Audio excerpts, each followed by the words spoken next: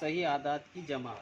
हम यहाँ अददी ख़त पर सही आदात की जमा की मश्क करेंगे, समझेंगे।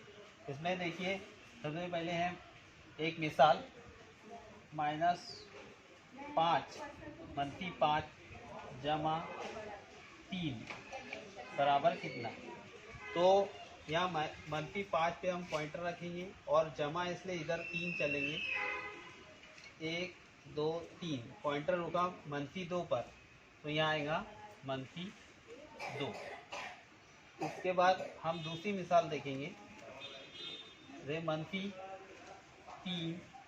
जमा 4 बराबर कितना। तो ये -3 पर हम पॉइंटर रखेंगे, जमा है इसलिए हम 4 अदद आगे चलेंगे, 1 2 3 4। यहाँ जवाब आया जमा 1।